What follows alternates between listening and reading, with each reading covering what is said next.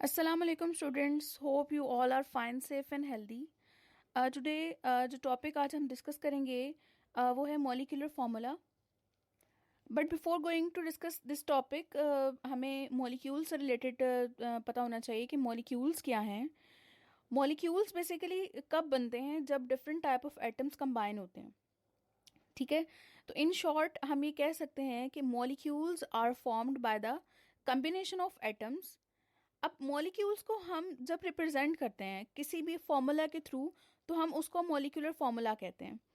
For example in this diagram आप यहाँ पर देखें कि ये एक स्ट्रक्चर है, इससे तो आप लोग फेमिलियर हैं. ये वाटर का मॉलिक्यूल है और इस मॉलिक्यूल में 2 हाइड्रोजन है और ऑक्सीजन का सिंगल एटम है. तो इसका अगर हम स्ट्रक्चर देखें तो वो कुछ इस तरह का है कि जिसमें 1 ऑक्सीजन और 2 हाइड्रोजन एटम्स हमें नजर आ रहे हैं. तो ये है मॉलिक्यूलर फॉर्मूला ऑफ वाटर, जिसमें हमें डिफरेंट अरेंजमेंट ऑफ एटम नजर आ रही है और एटम्स के कम्बिनेशन के बाद ही ये मॉलिक्यूल बना है. अब हम देखेंगे मॉलिक्यूलर फॉर्मूला है क्या with definition. Here is few some examples. अब यहाँ पर देखें कि ये 2 हाइड्रोजन हैं और 2 हाइड्रोजन मिलकर हाइड्रोजन गैस बना रहे हैं, सेम एज दिस. ये ऑक्सीजन के एटम्स हैं जो कि कंबाइन होने के बाद ऑक्सीजन मॉलिक्यूल बना रहे हैं. नाइट्रोजन का भी सेम ऐसे ही है, क्लोरीन का भी ऐसे ही है. तो ये सब जो है ये डायटोमिक मॉलिक्यूल्स हैं, यानी 2-2 एटम्स हैं इनमें. और उसके बाद अगर हम इन तीनों की बात करें तो ये है ट्राई एटॉमिक मॉलिक्यूल्स, मतलब इनमें 3-3 एटम्स हैं. ये वाटर का जो है मॉलिक्यूल है और इसमें आपको 2 हाइड्रोजन और 1 ऑक्सीजन नजर आ रहा है. इसके अलावा ये है nitrogen dioxide. Nitrogen dioxide means 2 oxygen atom and single nitrogen atom. ये है carbon dioxide which contain single carbon atom and 2 oxygen atom. Next हम देखेंगे कि मॉलिक्यूलर फॉर्मूला क्या है. Actual number of atom of each element present in a molecule of that compound. किसी भी compound में जो एक्चुअल नंबर ऑफ एटम्स हैं जब वो कंबाइन होते हैं तो मॉलिक्यूलर फॉर्मूले को रिप्रेजेंट करते हैं. ठीक है, अगर हम रिलेशनशिप की बात करें तो रिलेशनशिप में हमने मॉलिक्यूलर फॉर्मूले को जब डिराइव करना है तो हम इसको इम्पीरिकल फॉर्मूला के थ्रू ही डिराइव करेंगे. हमें इम्पीरिकल फॉर्मूला पता होना चाहिए और इम्पीरिकल फॉर्मूले से ही हम फर्दर मॉलिक्यूलर फॉर्मूला डिराइव करेंगे.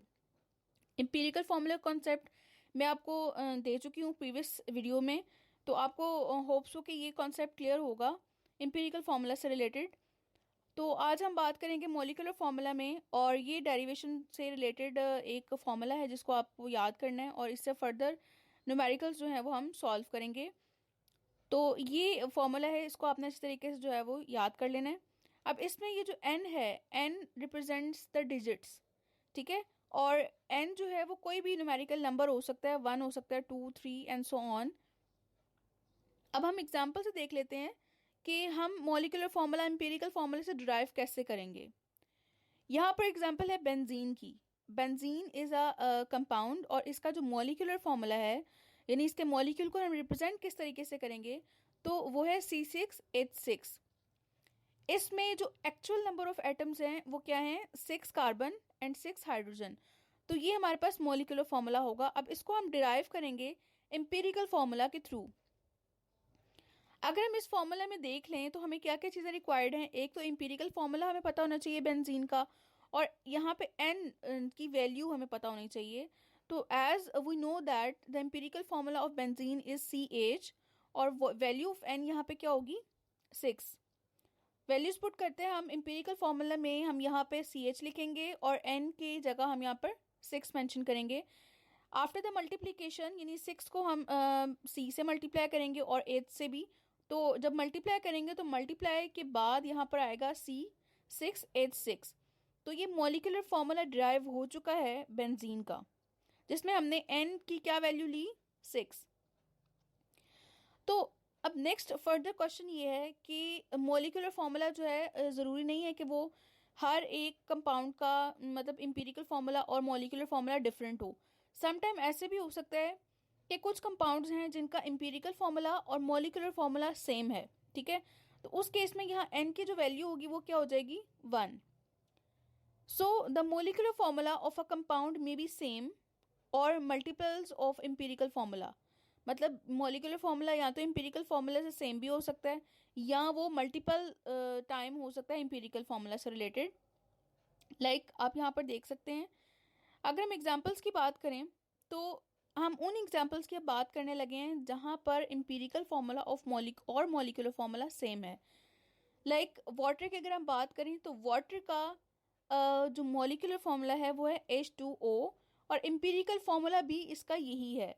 ठीक है, प्रीवियस बात की हुई है हमने पिछली वीडियो में।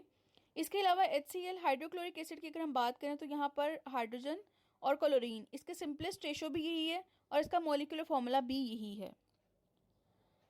सो now according to your text book, ये एक टेबल है।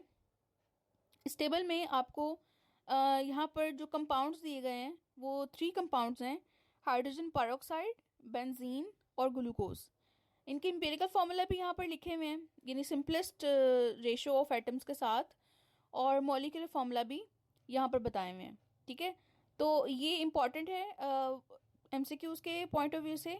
और ये कंप्लीट टॉपिक भी जो है जिसमें डेरिवेशन हमने बात की और डेफिनेशन की बात की, तो डेरिवेशन और डेफिनेशन विद एग्जाम्पल, ये है शॉर्ट क्वेश्चंस के लिए प्रिपेयर करना है आपने। और ये कंप्लीट टॉपिक के अलावा इसमें जो ये टेबल है, इस टेबल को भी आपने MCQs पॉइंट ऑफ व्यू से बहुत अच्छे तरीके से लर्न कर लेना है। Thank you so much.